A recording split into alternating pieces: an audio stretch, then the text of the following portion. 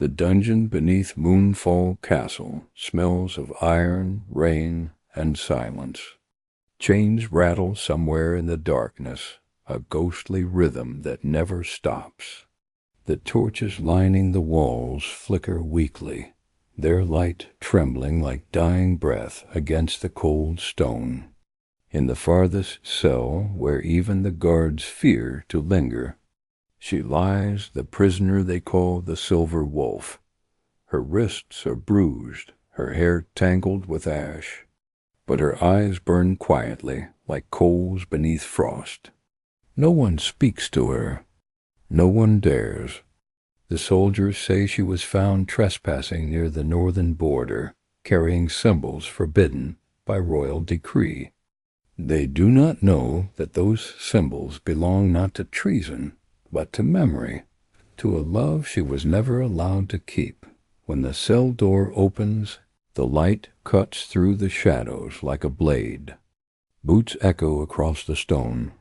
He enters, tall, broad-shouldered, the scent of leather and steel surrounding him. The Alpha King, his face is carved from patience and power, yet his eyes linger too long on her chains. "You were warned what crossing into my kingdom would cost you," he says, voice low, deliberate. She doesn't answer. The words have no meaning.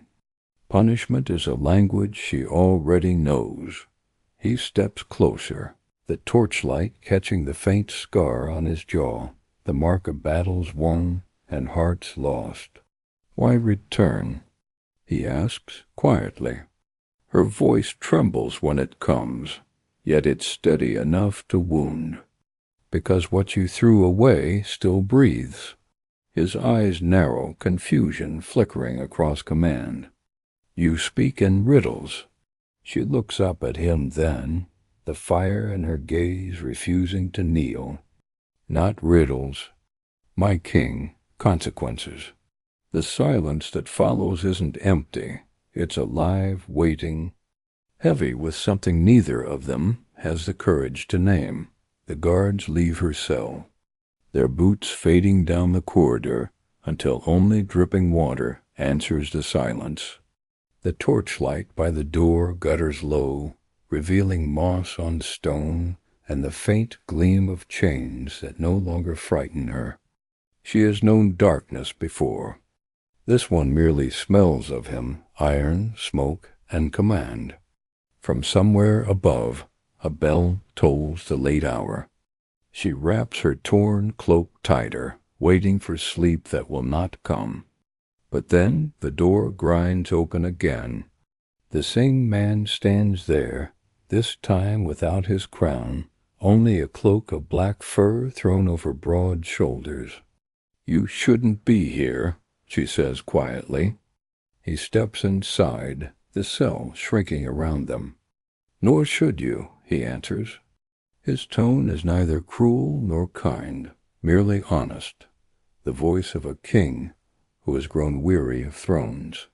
He studies her, eyes tracing the scar that cuts across her collarbone, the proof of the punishment he ordered years ago. Regret flickers, quickly hidden. "You escaped execution once," he says.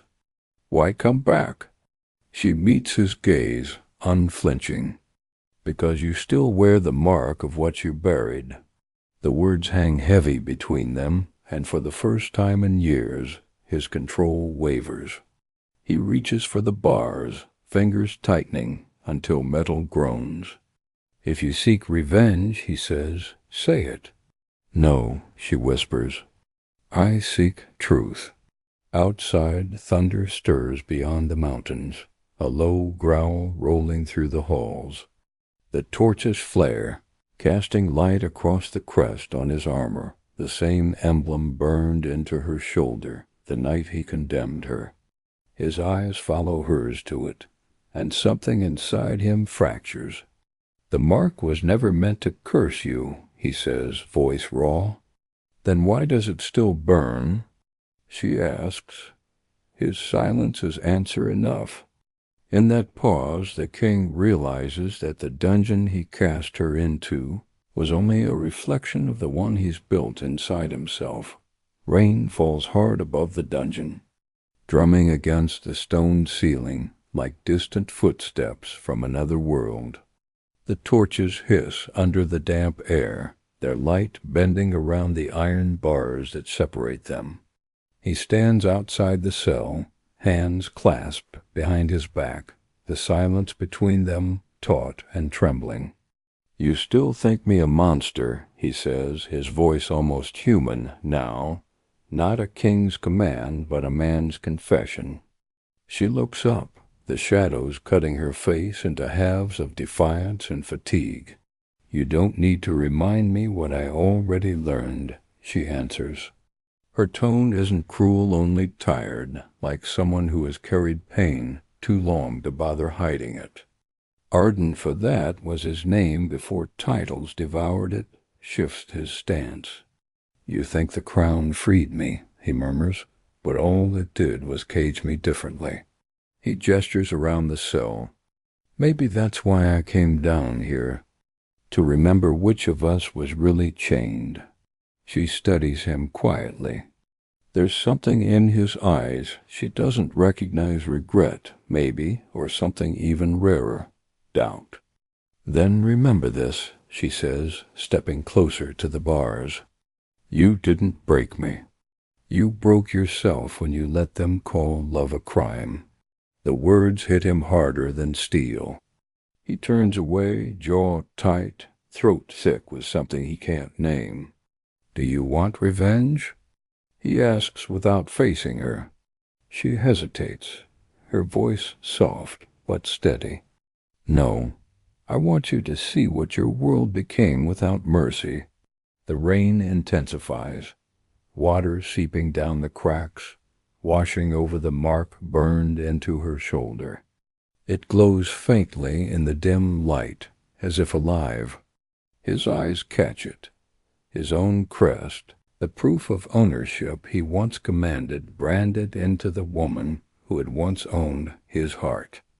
"That mark," he whispers, "it never faded?" She meets his gaze with quiet fire. "No, and neither did I." The torchlight trembles as if bowing to her truth. The storm above grows louder, as though the heavens themselves have come to listen. The dungeon trembles with every strike of thunder, dust falling from the ceiling like ashes from a dying god. Arden's breath clouds in the chill as he steps closer to the bars, his eyes fixed on that faintly glowing mark on her shoulder, his emblem, the wolf and crown, the seal of a king who once thought power could command loyalty. "It was never meant to scar," he says under his breath, almost to himself. She tilts her head, her tone sharp but quiet. "Then you should have thought before branding me like a beast." The pain behind her words makes him flinch. "You would not have survived the trial otherwise," he replies, the weight of justification in his voice brittle and thin. "So that's what you tell yourself?" she asks. That cruelty was mercy? His silence is answer enough. The torches gutter, shadows crawling up the walls like living things. He finally says, "You should have hated me." Her gaze doesn't waver. "I did, for a long time, until hate turned into something quieter, like grief that refuses to die." That truth cuts through him deeper than any blade. He leans his forehead against the cold bars between them. "You were supposed to forget me," he murmurs. "You were supposed to live." Her voice trembles, not from fear, but from the unbearable simplicity of her reply. "And you were supposed to love me enough to fight for me." A long silence stretches between them, the kind that feels like penance. Finally he unlocks the gate. The sound of metal on metal echoes through the hall, sharp and final. She tenses, but he doesn't move closer. Instead, he sets the key down on the ground and steps back. "You're not my prisoner anymore," he says quietly. The words fall heavy in the air, not as mercy, but as confession. She looks at him, her expression unreadable. Then why do your eyes still look like a cage? The sound of the iron key settling against the stone lingers long after his words fade. For a moment, neither of them moves. The rain outside softens, the rhythm turning to a fragile lull, as if even the storm has paused to listen. Siren, her name, long forbidden, in his halls kneels slowly, her fingers brushing over the key. The metal is cold, almost biting. Freedom lies within her reach, yet her hand trembles as if the choice itself weighs more than the chains ever did. Arden stands motionless, his face half shadowed by the torchlight, his eyes carrying that strange blend of pride and shame. "You would let me walk away?" she asks, voice quiet but cutting. "You think setting me free will erase what you did?"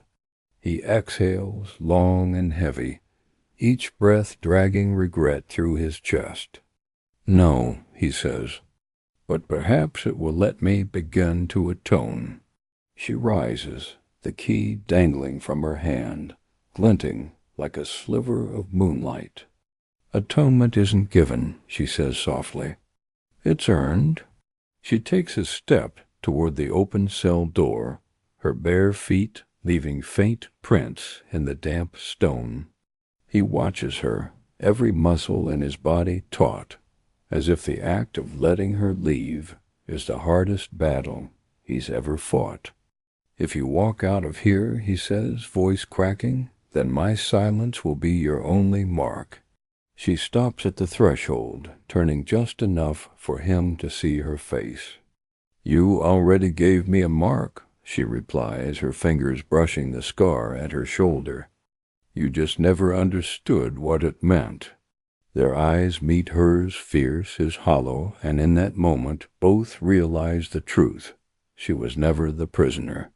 He was. She steps into the hall, the torchlight catching the edge of her cloak as she vanishes into the corridor. The sound of her footsteps fades, and with it, something inside him shatters quietly. In the echo of her leaving, the Alpha King finally understands what it means to be unbound, and how loneliness is the last chain to break. The corridor stretches endlessly before her, a ribcage of stone and shadow. Water drips from the ceiling, tracing trails down walls carved by centuries of sorrow. Siren walks slowly, the iron key still warm in her palm, her steps echoing faintly in the hollow dark.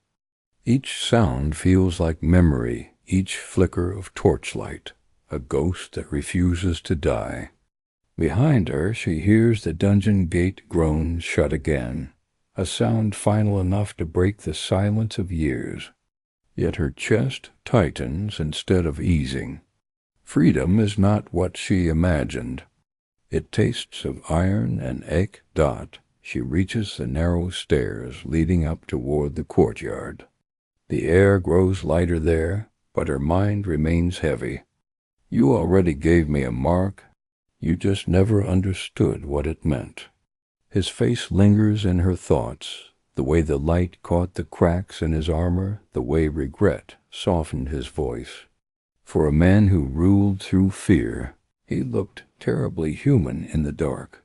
When she emerges into the torchlit corridor above, two guards straighten abruptly, startled to see her walking free. They glance at each other but do not stop her, the silent command of the king still ringing in their memory. "My lady," one mutters uncertainly, lowering his weapon, "are you pardoned?" Siren pauses, eyes unreadable. "No," she says softly, "only remembered." She walks past them, the scent of rain following her like a shroud dot behind her. Arden remains standing by the empty cell. The echo of her departure gnaws at him like penance. The torch beside him hisses low, and for a moment the dungeon feels colder than it ever has. He kneels where she stood, pressing his hand against the damp floor where her chains once lay. The metal is gone, yet the weight remains. In the silence he whispers to no one, "You were right." His voice cracks as the words fall. The cruelty was never the curse, it was forgetting why I fought to rule at all. And for the first time, the king feels the prison walls closing not around her, but around himself. Night has fallen when Siren finally reaches the outer gates. The guards stare but do not speak, their confusion hidden behind helmets of steel. She slips into the open air, drawing her first full breath in days. The rain has stopped, leaving the ground slick with silver puddles that mirror the torchlight of the watchtowers. The cold bites her skin, but it feels cleaner than the air below. Less like punishment, more like rebirth. She walks until the walls of Moonfall fade into the mist. Then she stops. The world is silent except for her own heartbeat, steady and unyielding. She should feel free. She doesn't. Down in the dungeon, Arden sits alone. The cell door remains open, the key still lying where she left it. His hand rests against the bars, as if holding on to the memory of her presence. The torch beside him burns low, and in its dim light he sees her blood on his palm, faint, a smear from where he'd reached out when she turned away. It's not the wound that haunts him, but the meaning. He whispers her name once, the sound raw in his throat. Siren. The word vanishes into the walls, absorbed by centuries of echoes. Above, thunder grumbles distantly again, but the storm is softer now, almost mournful. He looks toward the stairs she climbed, the faint outline of her footsteps glistening where water dripped from her cloak. In every drop he sees a choice he never made. In every shadow he sees her standing there, defiant, breathing, alive. For years he ruled through fear, believing obedience was love's truest form. Now he understands, love isn't conquered. It's endured. He stands, his cloak brushing against the cold stone. The mark on his own shoulder burns faintly, the same symbol he branded into her. For the first time he feels its weight, not as a sign of power, but as a reminder of everything he failed to protect. And though she's gone, he realizes that freedom for her means reckoning for him. The dawn that follows is gray, heavy with mist, as if the sky itself carries the burden of what passed below. The courtyard of Moonfall is silent except for the distant rhythm of hooves, a caravan preparing to leave.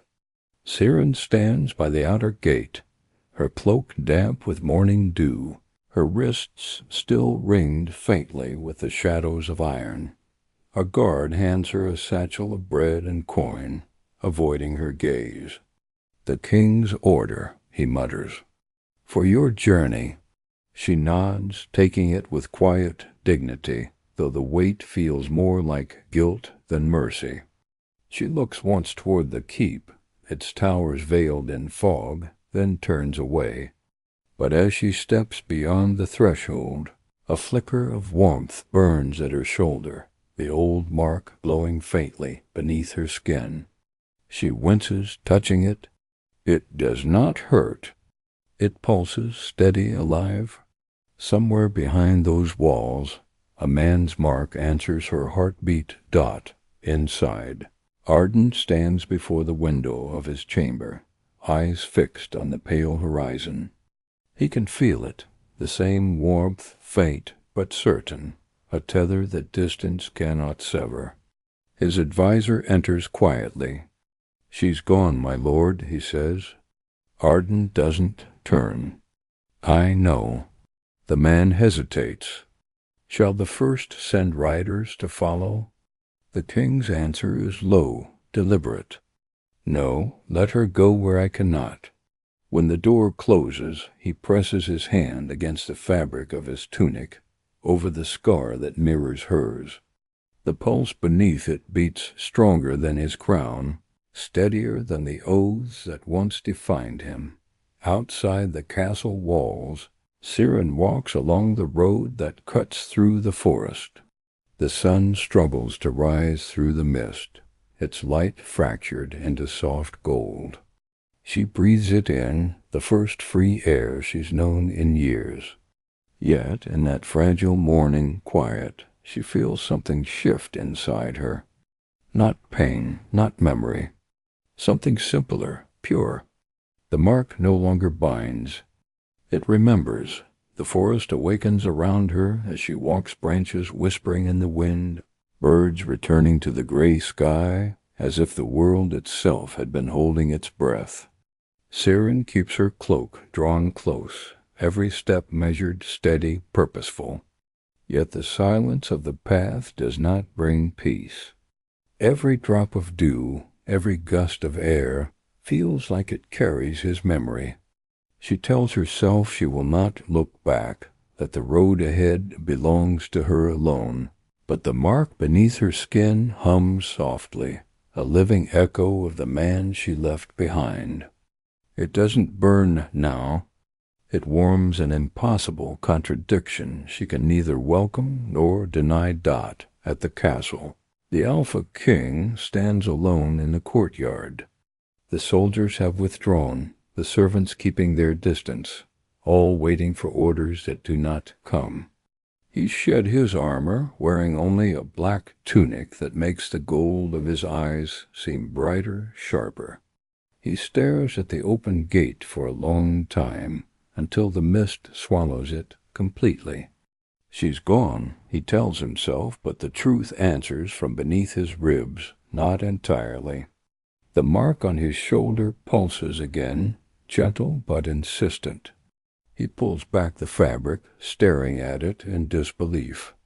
The lines that once branded him in cruel fire now shimmer faintly, like light seen through tears. He presses his fingers to it and feels not pain, but warmth. Her warmth. "Siren," he murmurs, voice breaking the stillness, "what have we become?" As the day stretches, he climbs to the highest tower, where the kingdom lies spread before him, a sea of fog, pale light, and distant promise. For years he believed strength meant silence, that love was weakness best buried. But now he understands that even broken vows leave roots, and those roots bloom where the heart dares to remember. Somewhere beyond the trees, she walks with his mark, not as a curse, but as proof that neither of them was ever truly lost.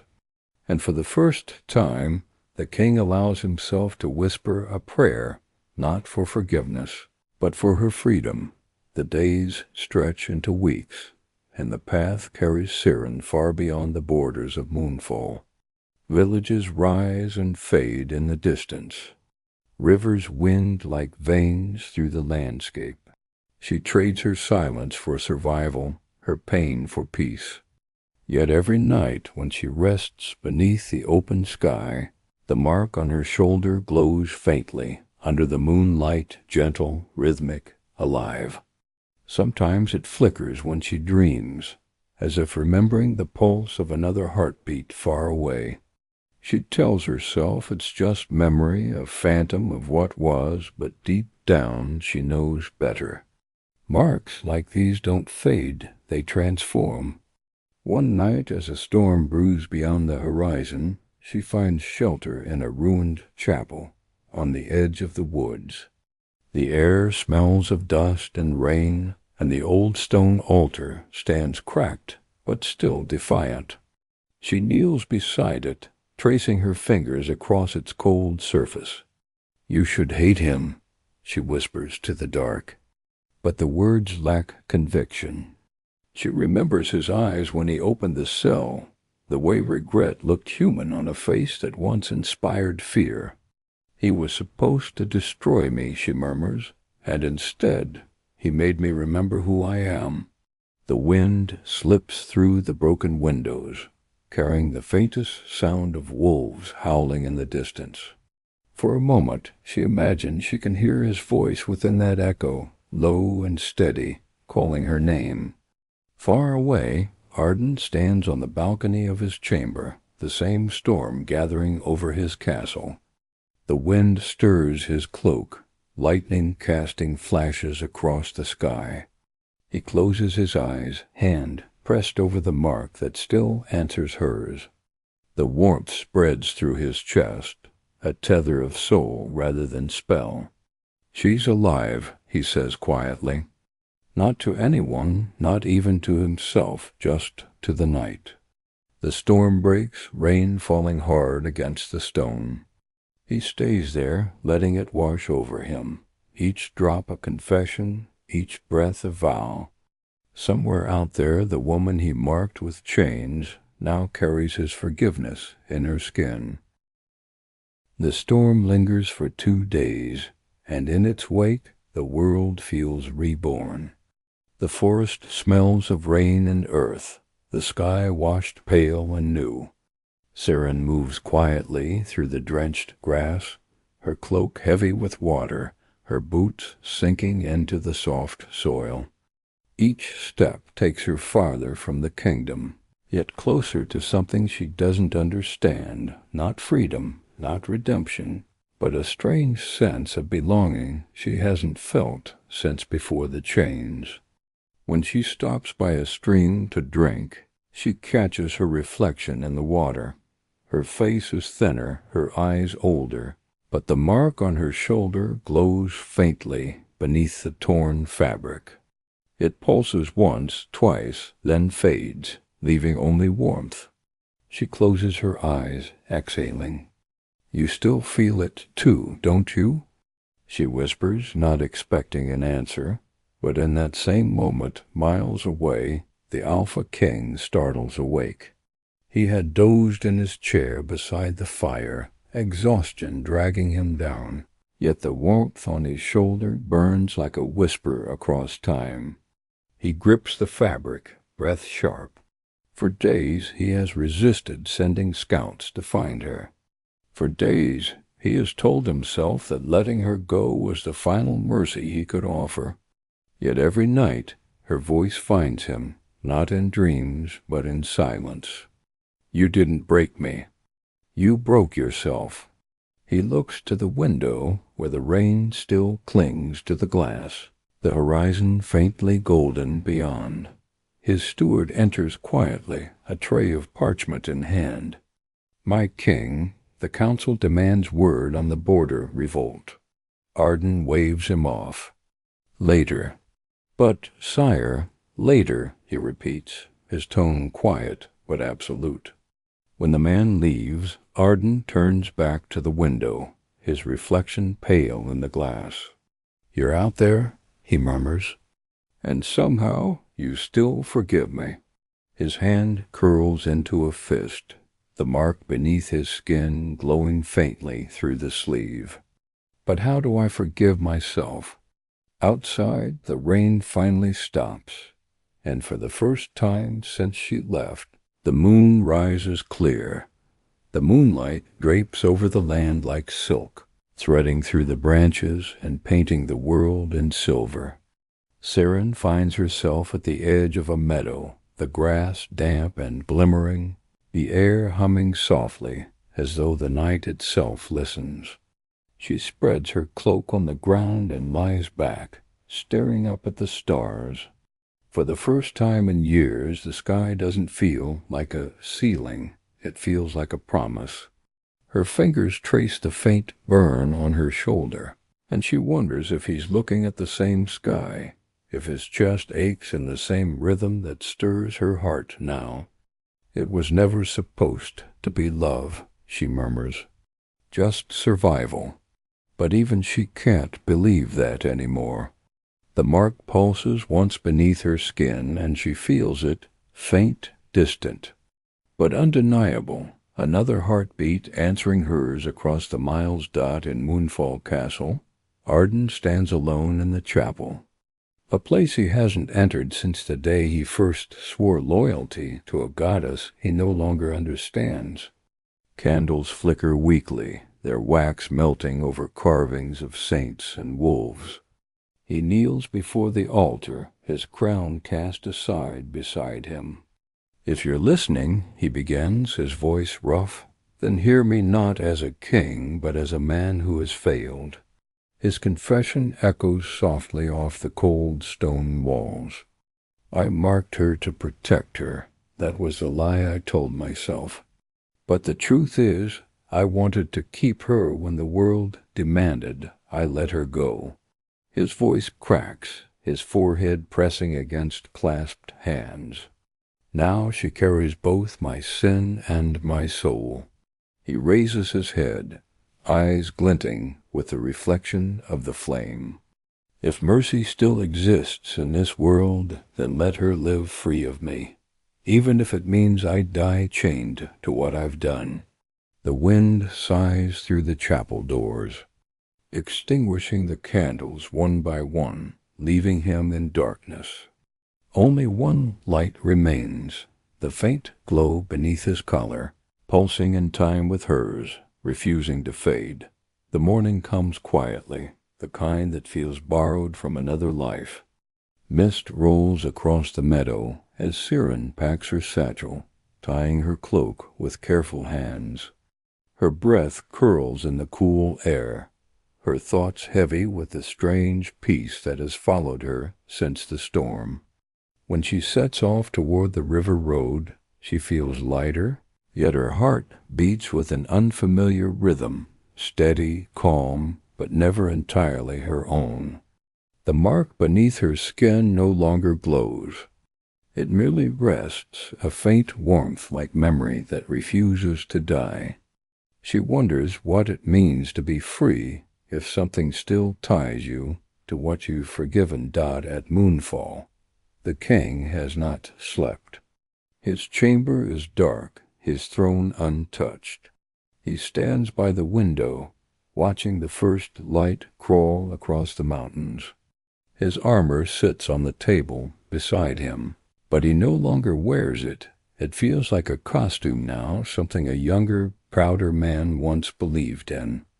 Instead, he carries only the weight of silence. When his steward enters, Arden doesn't turn. "Send word to the border," he says. "Tell them the war is over." The man hesitates. "Over, my king? But the rebels are mine to forgive, not destroy." His tone is quiet, but firm. The steward bows and leaves without another word. When the door closes, Arden exhales deeply. The air feels cleaner somehow, as though something old and unseen has finally lifted. He looks at the chair near the hearth, the one she had sat in that night before the mark was burned into her skin. For the first time, he allows the memory to exist without shame. "You wanted me to remember," he says softly, "and now I do." Outside, the first sunlight hits the castle banners, turning the black wolf insignia to gold. It's the same crest he once carved into her shoulder, but now, under the rising dawn, it looks different, not a symbol of power, but of promise. Somewhere beyond the forest, Siren feels warmth against her skin and smiles faintly, unaware that she and the king have finally begun to heal on the same morning dot. The days follow each other in quiet procession. Siren crosses through the northern valleys, where the wind smells of pine and the air hums with unseen life. She passes traders who bow to her without knowing why, drawn by something regal in the calm of her gaze. To them she is a wanderer, a lone figure in a tattered cloak. But to the earth itself she is something more, a memory of power that refuses to fade. When she stops to rest by an old stone bridge, She feels the faint pulse beneath her collarbone again. It's softer now, a steady rhythm that no longer burns but binds. She presses her palm over it, whispering, "Still watching, aren't you?" In his castle, Arden feels the same pulse at the same moment. He's no longer the king they remember. His voice has softened. His commands now carry reason instead of fear. The soldiers whisper that the curse has lifted, though none know what truly changed him. He rides to the edge of the forest at dusk, alone, cloaked in black.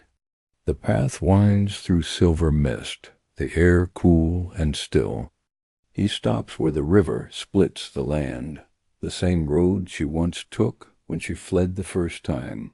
He dismounts, kneeling beside the bank, staring at the reflection of his own crest in the water. "The mark was never power," he murmurs. "It was memory." He looks toward the mountains and feels her presence there, faint but alive like a candle still burning behind fog. For the first time in his life he does not chase what he has lost. Instead he bows his head, letting the wind carry his silence to wherever she walks. And though miles lie between them, Siren feels the wind shift through her hair, a soft warmth brushing her cheek. She closes her eyes and smiles faintly. The mark no longer feels like a chain. It feels like a promise fulfilled. Weeks turn to months, and the memory of chains fades into something gentler, like an old song the soul still hums without meaning to. Siren has found refuge in a quiet village by the river, where no one asks who she was before. The people there know her only as the healer who arrived with eyes like winter and hands that never tremble. Children bring her wildflowers. The old bring their pain. Her days fill with silence and sunlight, and though she rarely speaks of the past, there are moments when she looks toward the horizon and feels the mark stir faintly, reminding her that some stories never truly end. When she dreams, she sees the dungeon not as a prison anymore, but as a beginning, a place where both of them were broken enough to finally understand love. Far away in Moonfall Castle, the Alpha King walks through his halls with quieter steps now. The throne room, once filled with voices of fear, now holds the stillness of peace. The council watches him with awe and confusion. "You've changed, my lord," one advisor dares to say. Arden only nods. "Perhaps," he replies. "Or perhaps I've just remembered what I was meant to protect." In the evenings he walks alone to the courtyard, where the rain first washed her scent from the stones.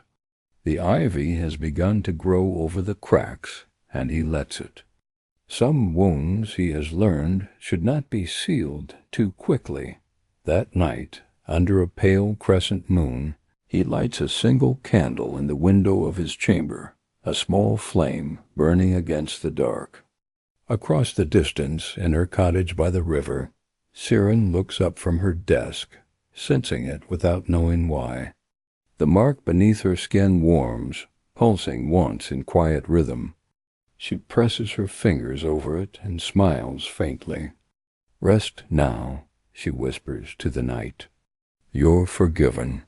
And somewhere beyond the mountains, the same wind that carries her words makes the candle in his chamber flicker brighter, as if it, too, has been waiting to hear them. The river hums with the music of spring, soft and endless. The village has begun to bloom. Traders fill the market square, children chase each other through the fields, and Siren's small cottage has become a place of quiet refuge. She keeps a garden behind it, filled with herbs that glow faintly under the sun, each leaf holding the memory of the soil she once knelt upon in chains. The mark on her shoulder no longer burns. It breathes, Sometimes, as she tends to the wounded, she feels it flicker, not as pain, but as guidance, like the heartbeat of something greater than fate itself. The villagers often ask her where she learned to heal so deeply, and she only smiles. From someone who once forgot what mercy was. They never understand, but that's all right. The story belongs to her now.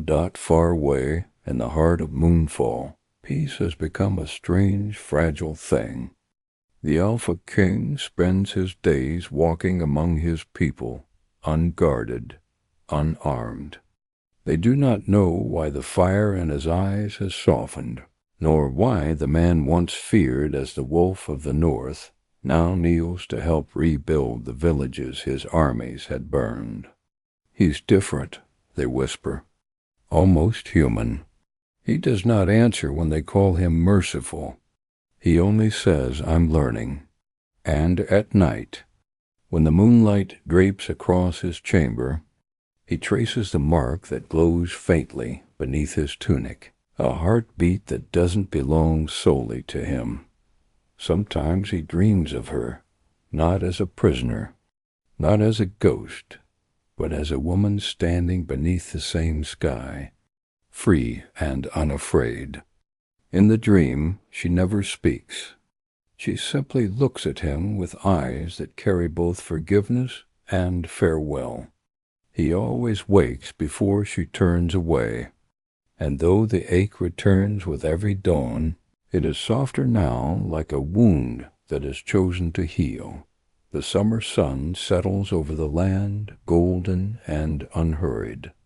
The river has grown shallow now, revealing smooth stones that glint like old memories beneath the water's skin. Siren walks barefoot along the bank, her skirt brushing against wildflowers.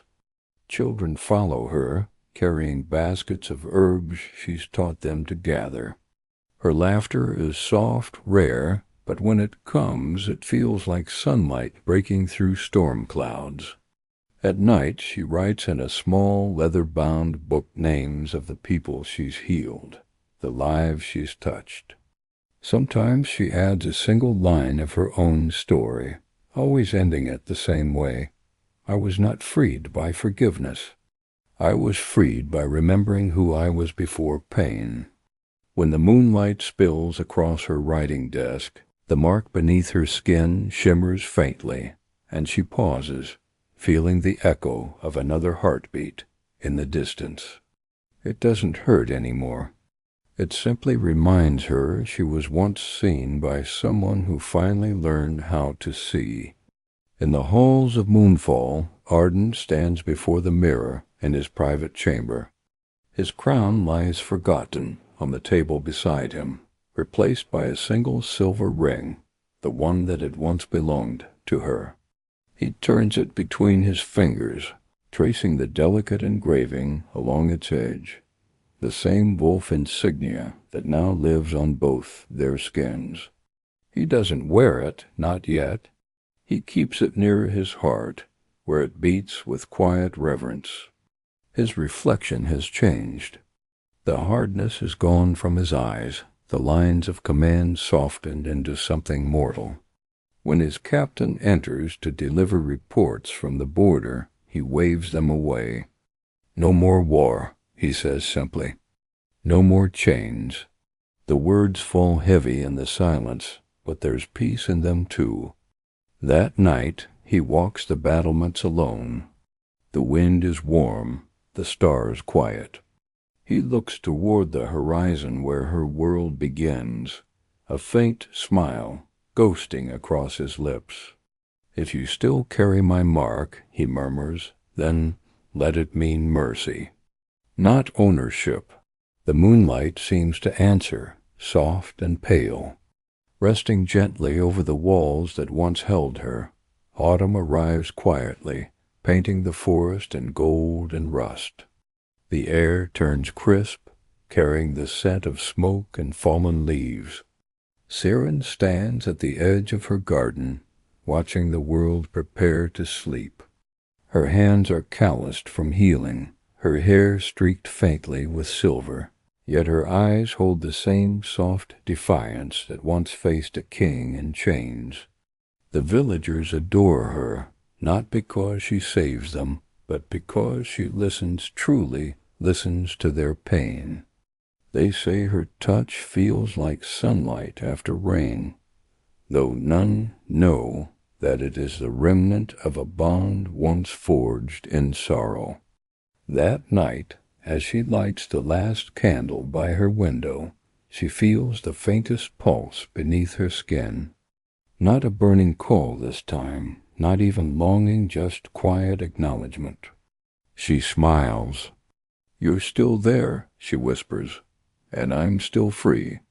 In moonfall, the leaves scatter through the courtyard, and the once black banners hang faded, threadbare, yet beautiful. Arden walks among them, his steps slow, his heart steady. Age has begun to touch his face, but the burden he once carried has lightened with the years. The people call him the gentle king, now a title no one could have imagined before her. He rules not with threat, but with truth, his eyes always turning to the horizon as though searching for something he has already found. Every autumn he lights a lantern at the highest tower when the moon rises full. A lantern he never explains to anyone. The servants say it is a tribute to the moon goddess. But he knows better. It is for her. One evening, as the wind gathers strength and the first snow threatens the air, he looks out from that same tower, watching the light flicker against the distance. His lips part, his voice barely audible. "Wherever you walk, Saren, may peace follow." In the far reaches of the valley, under a blanket of stars, the same wind curls through her window, snuffing her candle gently, as if carrying his blessing across the miles. Winter comes quietly, not with fury, but with stillness. Snow settles over the river and roof-tops like a memory made visible. Saren wakes before dawn, lighting her hearth and watching the flames chase away the frost that creeps across her windows. Her cottage feels smaller in winter, but warmer too, a place of peace carved from years of survival. The villagers bring her firewood and laughter, and she gives them medicine, stories, and silence in return. Yet some nights when the wind howls across the valley, she feels the faint echo of his name threading through the sound. It doesn't hurt any more. It hums like a lullaby meant for souls that once belonged to one another. She closes her eyes and whispers, "Be at peace." "My king." The mark beneath her skin glows softly in response, not bright, not binding, just alive enough to say it heard dot far across the frozen plains. Moonfall stands bathed in white. The Alpha King walks through the courtyard, his cloak sweeping the snow. His hair has grayed at the edges, his steps slower now, but his gaze remains steady, gentle, sure. The lantern he lights each winter burns beside him, its flame steady against the wind. He watches it flicker, and for a moment the reflection in the glass shifts, her face, her eyes, her quiet defiance. He exhales slowly, a smile ghosting his lips. "You're free," he murmurs to the wind. "And so am I." He turns from the tower, the snow falling thicker now, each flake catching in his hair like a blessing. The guards find him there at dawn, kneeling beside the lantern that still burns bright, his eyes closed, his expression at peace. No crown, no chains, just a man who found redemption in the memory of the one he once caged.